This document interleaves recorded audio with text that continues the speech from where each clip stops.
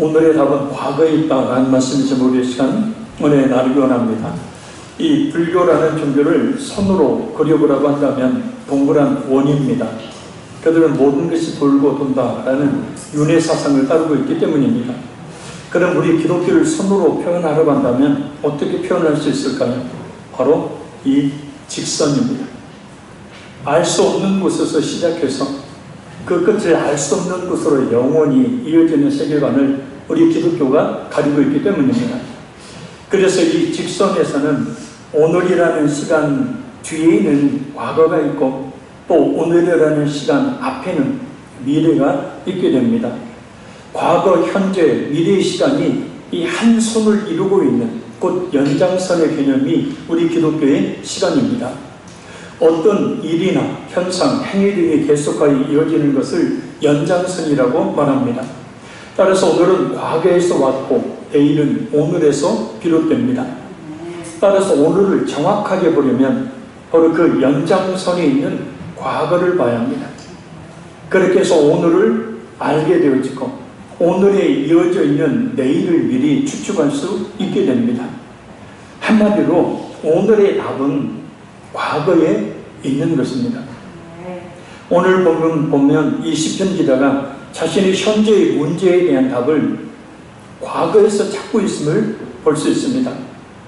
그리고 내일에 대한 추측까지도 하고 있는 것을 봅니다. 따라서 한치의 앞을 알 수 없는 오늘 우리의 삶의 여정 가운데 오늘 이 말씀이 우리를 확실한 길로 인도해 주시는 귀한 말씀이 되기를 바랍니다. 성령 하나님께서 이 시간 우리에게 깊은 큰 은혜 주시기를 간절히 소원합니다. 우리 10절 말씀 같이 읽겠습니다. 또 내가 말하기를 이는 나의 잘못이라 지존자의 오른손에 해 곧 여호와의 일들을 기억하며 주께서 옛적에 행하신 기이한 일을 기억하리이다. 아멘. 시편기자는 이는 나의 잘못이라 곧 자신에게 닥친 환난이 절망하게 된 그 원인에 대한 책임이 하나님께 있는 것이 아니라 자신의 잘못 때문이라는 사실을 깨달았음을 말합니다. 이 환난은 근심과 재난의 합성어입니다. 곧 애를 태우거나 불안해하는 마음을 가지게 하는 그런 일, 그리고 뜻밖의 불행한 일, 이것이 곧 환난입니다. 코로나19가 느닷없이 전 세계 확산되는 팬데믹이 있었고 잠잠해질 듯 했으나 다시 전 세계적으로 확산되고 있어서 전 세계인들을 불안에 떨게 하고 있습니다. 우리나라에서도 특별 시장 한 사람의 그 어처구니 없는 코로나19에 대한 그릇된 정책으로 서울시에서 확산되어서 이젠 전국적으로 확산되고 있습니다.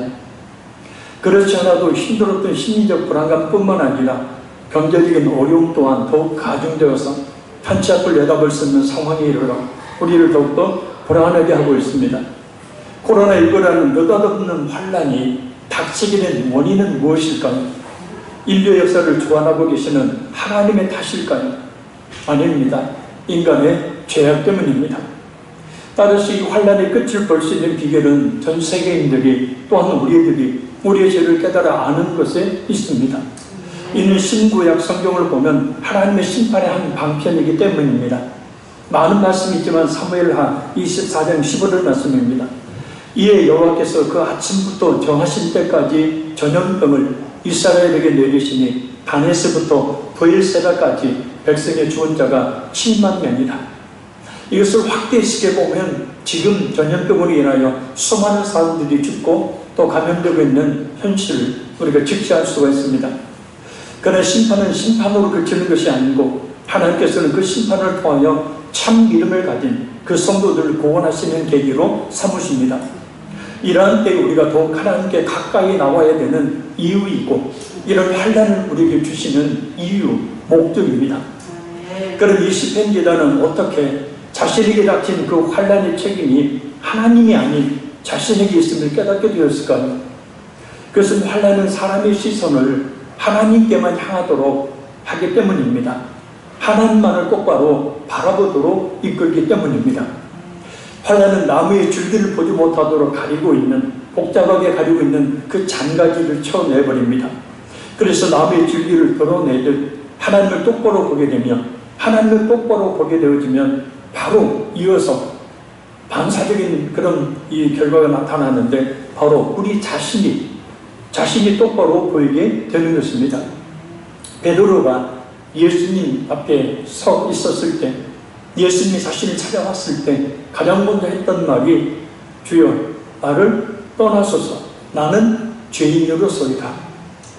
그러니까 하나님 앞에 인간이 서게 되어지면 그 인간이라는 존재는 자신이 죄인이라는 사실을 가장 먼저 깨닫게 된다는 거예요.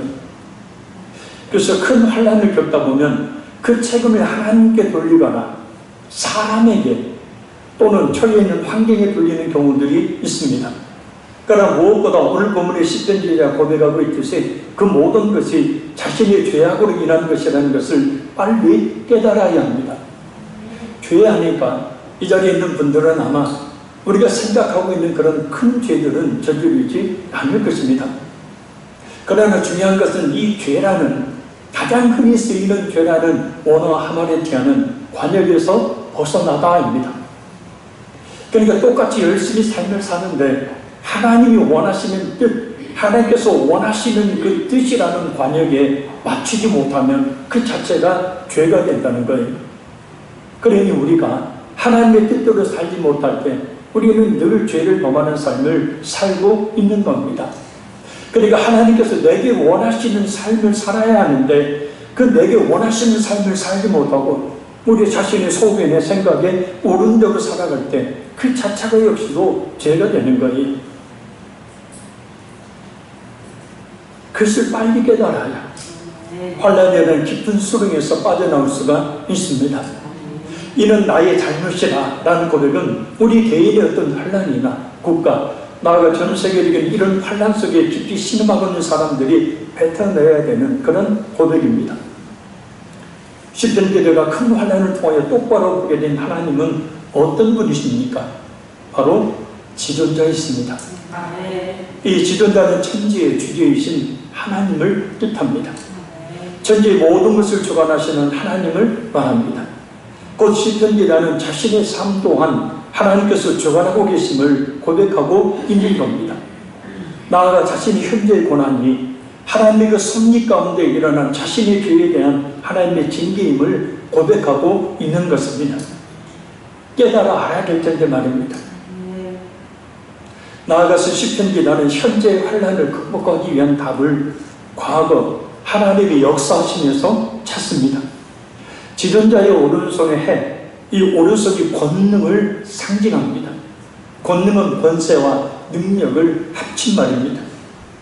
그래서 이 세상에 그 누구도 행하실 수 없는 그런 능력을 행할 수 있는 권세가 바로 하나님께 있다는 겁니다.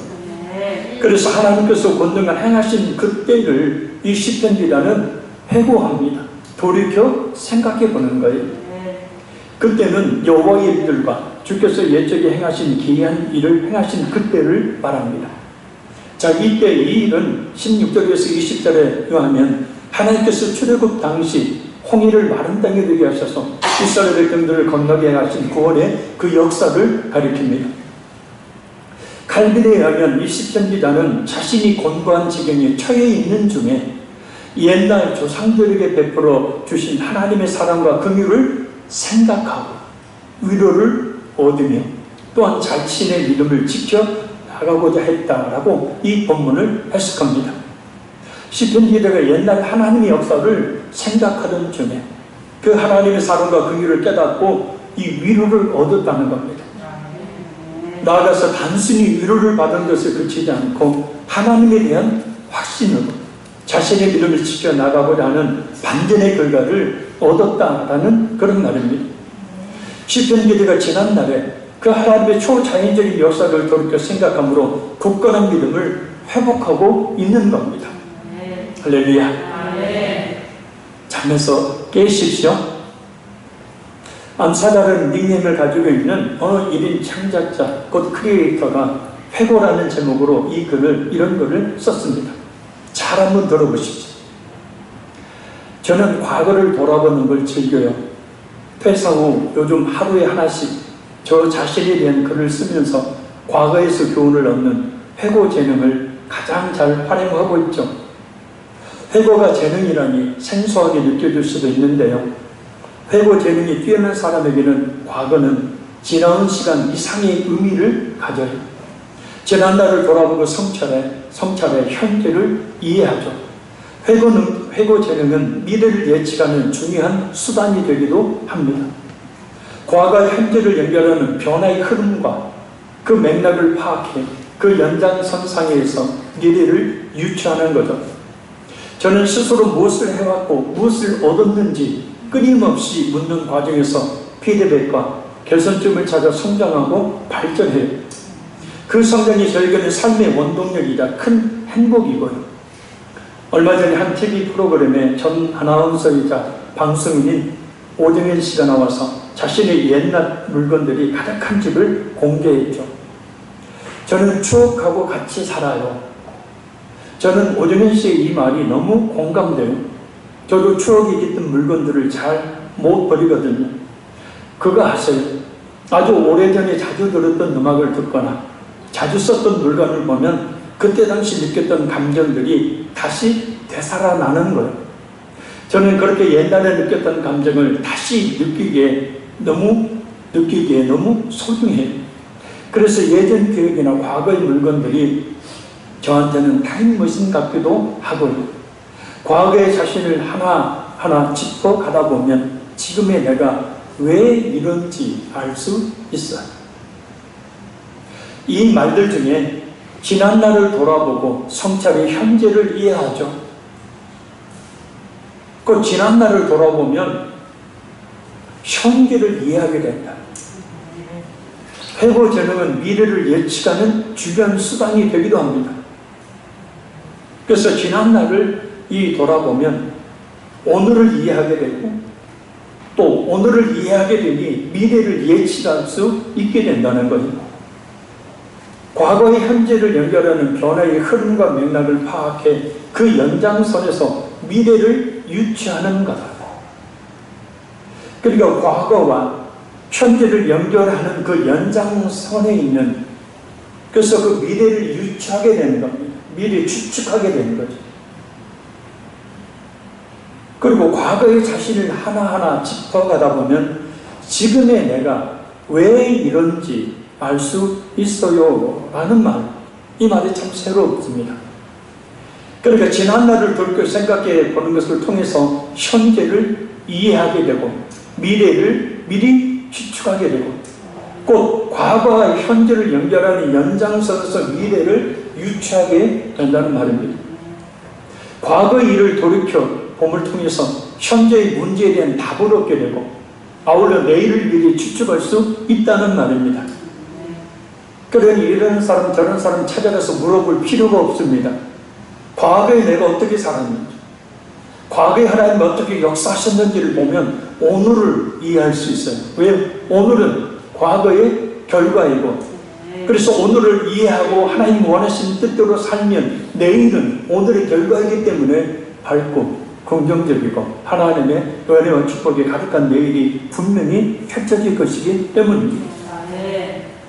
그러니까 과거를 제대로 살지 않고 오늘을 제대로 살지 아니하기에 자꾸 이 사람 저 사람 찾아가서 묻고 있는 거예요. 현재는 과거에서 비롯해. 아멘. 현재는 이 과거에서 비롯되어지고 미래는 오늘에서 비롯되기 때문에 모든 것이 그 연장선에서 이루어진다는 것. 또한 과거의 자신을 하나하나 돌이켜 생각해 보면 지금의 내가 왜 이런지 알 수 있어요. 과거에 그렇게 살았으니까 지금 현재의 나의 모습이 있는 것이기 때문입니다. 따라서 지난날을 돌이켜 생각하는 것은 그때의 현장 또 그때의 상황 속으로 돌아가 봄을 말합니다. 이를 통해서 그것이 하나님의 섭리였음을 다시 깨닫게 되고 결국에는 오늘과 내일에 대한 하나님의 역사하심을 확신하게 돼요. 이것이 바로 과거를 돌이켜 생각해보는 이로운 점입니다. 그러니 힘들 때, 환난 가운데 있을 때 과거의 하나님의 역사하심에 대해 생각해보는 시간을 갖는 것이 한가로운 행동 같지만 오히려 그 한가로움이 오늘의 환난을 극복해내게 만드는 답을 내어주게 됩니다. 우리가 과거의 시간이 존재하는 이유 중에 하나는 바로 그 과거를 통해 오늘을 보도록 하기 위해서입니다. 또한 그 연장선에서 내일을 미리 추측해 볼 수 있도록 하기 위해서입니다. 무엇보다 오늘의 우리 자신을 이해하도록 하기 위해서입니다. 따라서 과거, 특히 우리 불행한 또 부정적인 그런 과거를 돌이키지 말고 우리 긍정적인 과거, 곧 하나님께서 역사하셨던 은혜의 일들을 우리가 깊이 생각해 봐야 합니다. 그렇게 하면 오늘 하나님께서 어떻게 역사하실 것인지에 대한 단촉, 곧 실마리를 얻게 됩니다. 나아가서 오늘의 어두운 터널에서 벗어나도록 이끄는 빛을 보게 됩니다. 그러니 답이 보이지 않을 때, 현실이 답답할 때, 내일이 꽉 막힌 것 같을 때, 이전에 베풀어 주셨던 그 하나님의 역사심을 깊이 생각해야 합니다. 놀랍게도 그 과거 속에 오늘 우리가 가지고 있는 문제에 대한 답이 있기 때문입니다. 시편 기자가 뭐라고 고백합니까? 저기 12절 보겠습니다. 또 주의 모든 일을 작은 소리로 읊조리며 주의 행사를 낮은 소리로 되뇌이리이다. 아멘. 여기서 되뇌이다 라는 말은 히브리어로 시하우라는 말입니다. 조용히 생각하다, 명상에 잠기다 라는 의미입니다. 지난날 하나님께서 자신을 지키시고 보호하셨던 일들을 깊이 생각해 보는 시간을 갖는 것은 오늘과 내일에 하나님이 역사하실 것에 대한 확신을 가지게 되는 시간입니다. 무엇보다 오늘의 꽉 막힌 상황을 뚫고 나갈 수 없다는 그 낙심, 그 불안, 그 걱정, 그 염려를 제거하는 시간이 되는 거예요. 그러나 이 말씀을 꼭 우리가 기억하고 또 바른 생각을 해야 될 필요가 있는 말씀들이 있습니다. 시편 28편 5절 말씀입니다. 그들은 여호와께서 행하신 일과 그의 손으로 지으신 것을 생각하지 아니하므로 여호와께서 그들을 파괴하고 건설하지 아니하시리로다. 아멘. 그러니까 이스라엘이 하나님의 창조의 역사, 하나님께서 행하신 일들을 생각하지 않는 결과 죄를 범하게 되었고, 그로 인해서 하나님께서 그들을 파괴하시고 다시는 회복시키지 않으신다라는 말씀입니다. 또한 예레미야 6장 19절 말씀입니다. 땅이여 들으라. 내가 이 백성에게 재앙을 내리리니 이것이 그들의 생각의 결과라. 그들이 내 말을 듣지 않으면 내 율법을 거절하였음이니라. 그러니까 그들이 당한 재앙은 그들의 잘못된 생각의 결과라는 말씀입니다. 생각의 차이가 이렇게 엄청난 결과를 가져오게 되는 거예요. 그러나 과거에 죄악된 생각을 버리고 돌아오면 그 일이 여기서 용서하시겠다고 이사야 55장 7절에 이렇게 말씀합니다. 악인은 그의 길을, 불의한 자는 그의 생각을 버리고 여호와께로 돌아오라. 그리하면 그가 긍휼히 여기시리라. 우리 하나님께로 돌아오라. 그가 너그럽게 용서하시리라. 결국 이스라엘 백성들이 당한 재앙은 그들의 잘못된 생각으로 인한 죄악된 삶의 결과라는 말씀입니다. 그러니 하나님의 지난날의 그 역사하심에 대해 깊이 생각해보는 그 시간을 갖는 것이 필요합니다.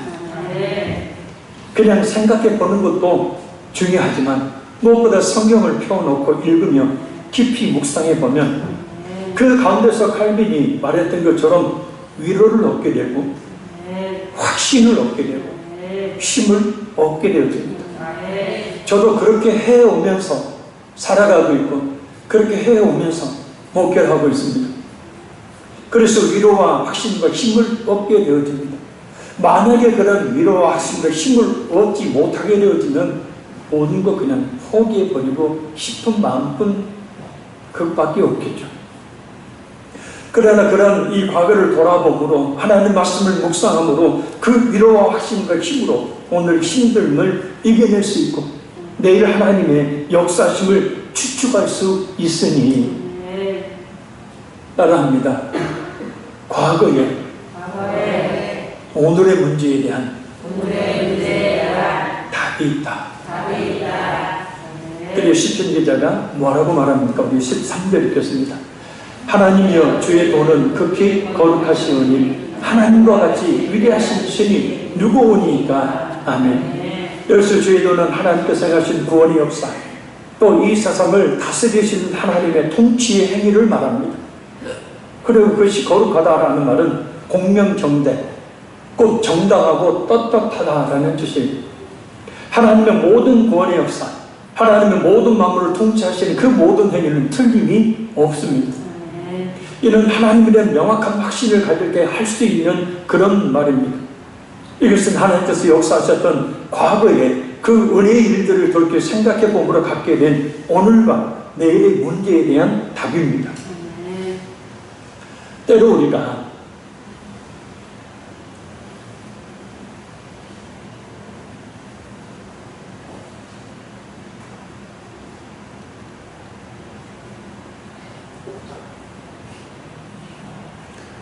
우리가 생각하기에 이건 분명히 잘못됐고 분명히 이것은 내게 일어나지 말아야 될 일이고 왜 나만 이런 고난을 역경을 겪어야 되느냐 라고 말하면서 하나님이 잘못하신 것처럼 하나님께서 때로 버리신 것처럼 나를 잊으신 것처럼 생각되어지는 그런 때를 우리가 종종 만나게 됩니다. 하나님은 틀렸어. 이건 하나님께서 역사하실 것이 아니야. 그런데 시편 기자는 하나님의 모든 섭리 역사는 틀림없이 정확하다. 그러니까 우리가 오늘 우리가 생각하기에 좀 틀린 것 같은 어떤 문제 가운데 있다 하더라도 하나님은 그것을 통하여서도 하나님 원하시는 뜻을 내게 이루시니 하나님이 틀림이 없으신 그런 분이시다. 그래서 시편 기자는 하나님과 같이 위대한 신이 누구오니까 라고 외칩니다.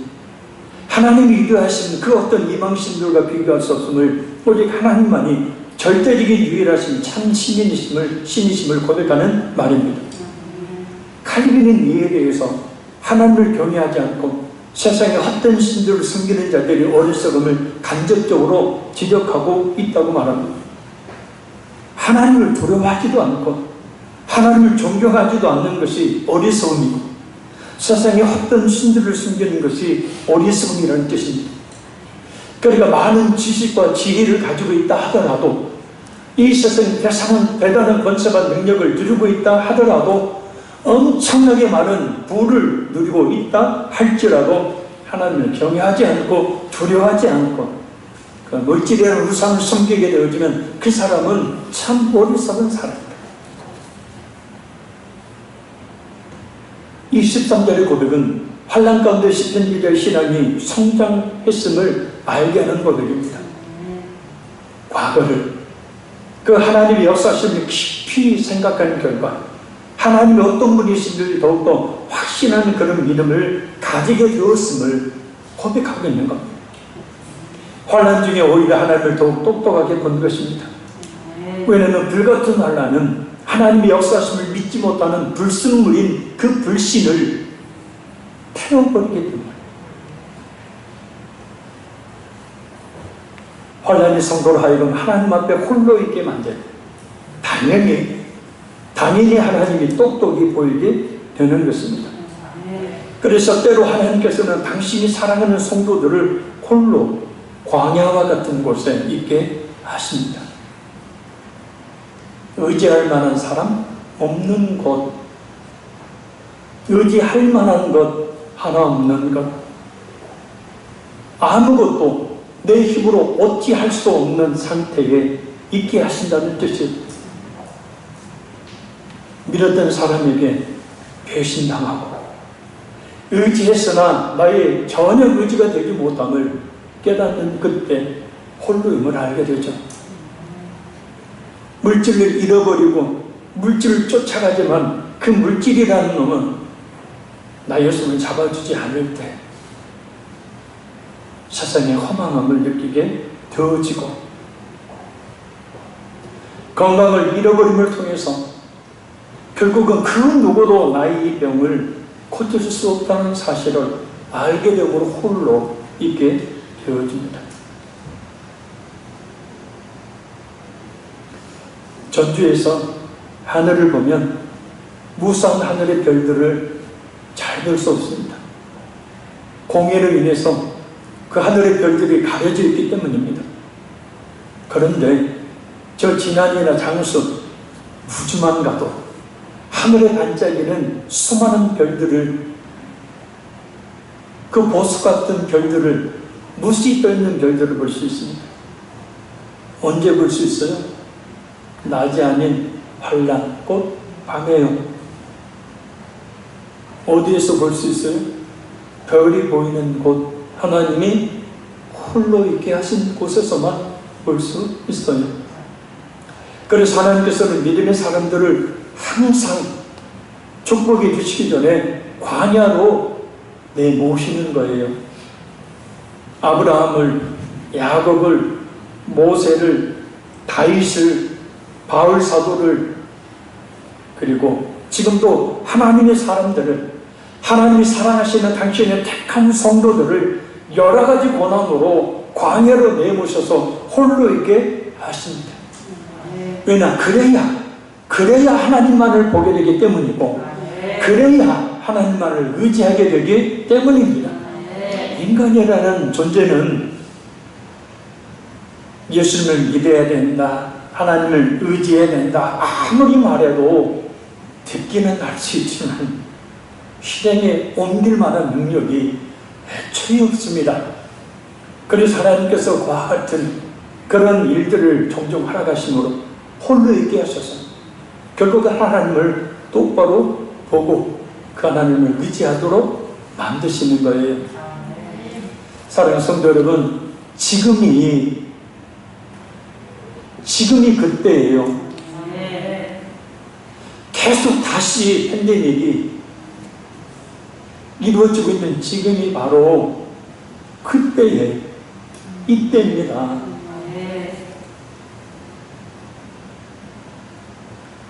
우리 14절 읽겠습니다. 주는 기이한 일을 행하시는 하나님이시라. 민족들 중에 주의 능력을 알리시고. 아멘. 여기서 하나님이라는 말은 이 하나님을 의미하는 히브리어 하엘이라는 이 말에 정관사인 하가 붙어있는 말입니다. 그러니까 그 하나님이라는 뜻입니다. 그러니까 과거에 기이한 일을 행하셨던 그 하나님이 바로 지금의 하나님입니다. 엘은 하나님의 권능을 강조할 때 쓰이는 호칭입니다. 따라서 이 말은 진정 기이한 일을 행하신 분은 오직 하나님 한 분밖에 없다라는 사실을 강조하는 말입니다. 그리고 하나님께서 행하시는 그 일은 그 누구도 흉내낼 수 없다는 뜻입니다. 특히 오늘 본문에서 말하고 있는 기이한 일은 하나님께서만이 기이한 일을 행하시는 분임을 가장 확실하게 드러낸 사건 중에 하나였던 홍해 사건을 말합니다. 그 깊은 홍해를 가르셨죠. 그래서 홍해를 가르시니 그 파도가 양쪽에 거대한 벽을 이루고 점점점 그 벽이 높아지면서 그 회오르지는, 생각을 해보시죠. 물이 이렇게 계속 솟아오르는데 벽을 이루고 거대한 웅장한 휘하는 소리가 나지 않겠습니까? 그렇게 홍해를 벽처럼 세워두시고 그 갈라진 그 바닷속 갯벌을 바람으로 말리셔서 마른 땅이 되게 하시며 이스라엘 백성들을 건너가게 하셨으니 이것은 하나님만이 행하실 수 있는 기이한 일이고, 그리고 쫓아오는 애국 병거들을 바다를 다시 합치심으로 한꺼번에 홍해의 깊음에 수장을 시켜버렸으니 이것은 하나님만이 행할 수 있는 기이한 일, 그 권능이 아닐 수가 없다는 겁니다. 그 엄청난 하나님의 역사하심은 민족들 중에 주의 능력을 알리시고 곧 주변의 이방 족속들에게 알려짐으로 그들로 하여금 두려워 떨게 만들었습니다. 여호수아 2장 9절 10절 11절 말씀입니다. 말하되 여호와께서 이 땅을 너희에게 주신 줄을 내가 아노라. 우리가 너희를 심히 두려워하고 이 땅 주민들이 다 너희 앞에서 감당이 농나니 이는 너희가 애굽에서 나올 때 여호와께서 너희 앞에서 홍해 물을 마르게 하신 일과 너희가 요단 저쪽에 있는 아모리 사람의 두 왕 시온과 옥에게 행한 일, 곧 그들을 전멸시킨 일을 우리가 들었습니다. 우리가 듣자고 마음이 녹았고 너희로 말미암아 사람이 정신을 잃었나니 너희 하나님 여호와는 위로는 하늘에서도 아래로는 땅에서도 하나님이십니다. 이게 누구의 고백이에요? 이스라엘의 고백이 아니라 이방인들의 고백이에요. 그런데 이런 고백을 그들이 어떻게 했습니까? 하나님에 대한 소문을 듣고 이런 고백을 해요. 하나님에 대한 소문을 듣고 간담이 녹아버렸어요. 덜덜덜 떨며 어찌할 줄을 모르고 있었다는 거예요. 두려움에 빠져 있었다는 거예요. 그 하나님의 홍해를 건너게 하신 그 사건을, 그 가나안의 두 족속인 시온과 옥에 다스렸던 그 두 민족을 완전히 멸절시킨 그 사건을 듣고 두려워 빠졌다는 거예요. 그렇게 보니까 하늘에도 땅에도 하나님밖에는 없다는 겁니다. 그래서 우리가 성경을 읽으면 또 말씀을 들어보면 우리가 하나님이 어떤 분인지를 알고 그 하나님 앞에 다른 태도를, 자세를 가져야 되고, 특히 하나님께서 온 우주 만물을 주관하신 그 하나님께서 지금 이런 현대에게 이런 상황을 하나님께서 허용하고 계시는 이유가 무엇인지를 분명히 우리가 알고 그 하나님을 경외하는, 그 하나님 앞에 더 가까이 나오는 우리 모두가 되길 줄 믿습니다. 그렇게 하시는 이유가 있어요. 여기 15절 봅니다. 주의 팔로 주의 백성 곧 야곱과 요셉의 자손을 속량하셨나이다. 라는 하나님께서 행하신 홍해를 가지신 사건은 애굽에게는 심판이고 이방 민족들에게는 두려움이었지만 이스라엘 백성들에게는 하나님의 구원의 사건이었다는 겁니다. 그래서 주의 팔, 10절의 지존자의 오른손과 같은 말로 하나님의 권능을 말합니다. 그러니까 하나님께서 그 권능으로 이스라엘을 애굽에서 속량하셨다. 곧 속량이라는 말은 값을 주고 사다라는 뜻입니다. 본래 노예된 자를 주인에게 그 노예의 몸값을 주고 노예를 사서 자기 노예를 삼는 게 아니라 자유하게 해주는 것, 이것이 속량입니다. 시편 기자는 타임머신을 타고 당시로 가듯 이 홍해 사건을 회상합니다. 돌이켜 생각해봅니다. 그런데 하나님께서 이스라엘을 출애굽시킨 그 사건이 놀랍게도 예수님께서 당신의 택하신 백성들을 속량하신 사건을 예표하는 사건이라는 사실입니다. 예수님께서 십자가에서 자신의 생명을 우리 모든 죄에 대한 죄값으로 내어놓으심으로 원래 세상에 살던 우리 주인이었던 마귀의 죄와 사망의 권세로부터 자유하게 해주셨음을 출애굽의 사건이 말하고 있다는 겁니다. 자, 그럼 이 시간 우리도 예수님께서 십자가에 달리신 그 골고다 언덕으로 잠시 돌이켜 생각해 보므로 가보도록 합니다. 눈을 한번 다 감으시고 제가 하는 말을 따라 한번 생각해 보시기 바랍니다. 고개를 푹 떨구신 채 거친 숨을 몰아내시며 십자가에 달려 계신 예수님, 머리에 가시가 있으시고 고통의 얼굴이 억울해질 때마다 가시가 파고들 때 흘러내린 피로 그 온 얼굴이 가려져 예수님, 손과 발에 커다란 대못이 박힌 채로 고통의 몸을 움직일 때마다 그 대못이 박힌 손과 발의 구멍에서 피가 솟구쳐 나오고 그 처절한 예수님, 그 피를 남김없이 흘리셔야 우리 모든 죄를 결속하실 수 있기에 6시간 동안이라는 그 시간 동안 온몸의 뼈가 부서뜨려지는 고통, 온몸의 살이 다 찢겨지는 끔찍한 십자가의 고통 속에 깊은 신음을 토해내고 계시는 예수님,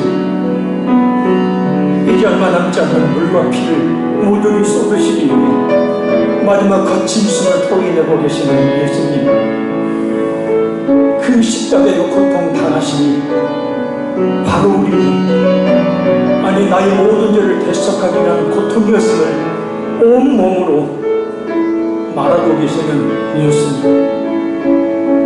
이게 다 이루셨다니 고개를 떨구시고 숨을 거두시는 예수님,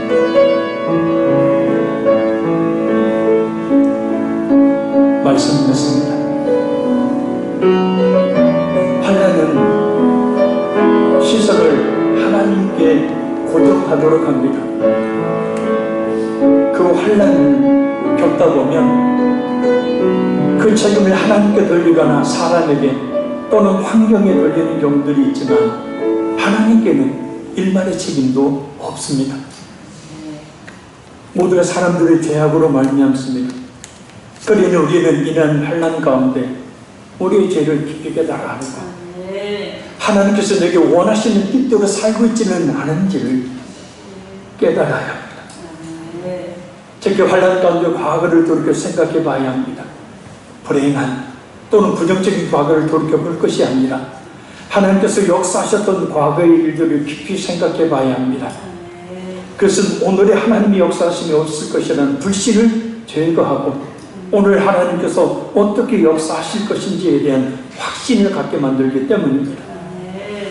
놀랍게도 그 과거 속에 오늘에 대한 답이 있습니다. 내일에 대한 소망 역시 가득 담겨져 있습니다. 그러니 우리는 날마다 과거로 돌아가야 합니다. 그리고 그곳에서 만난 그 하나님과 오늘로 돌아와야 합니다. 하나님의 모든 구원의 역사, 하나님의 모든 만물을 통치하시는 그 모든 행위는 항상 옳으며 틀림이 없으십니다.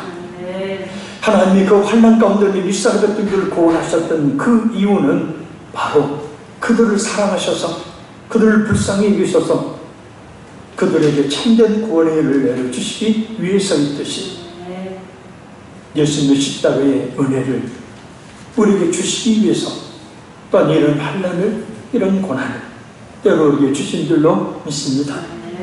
그 예수님의 십자가의 그 은혜를 깊이 생각함으로 그 십자가의 피가 우리의 눈을 밝게 씻어 하나님의 그 역사하심이 있는 내일을 보게 해주시기를 바라고 그로 말미암아 오늘을 힘있게 살게 해주시기를 바랍니다.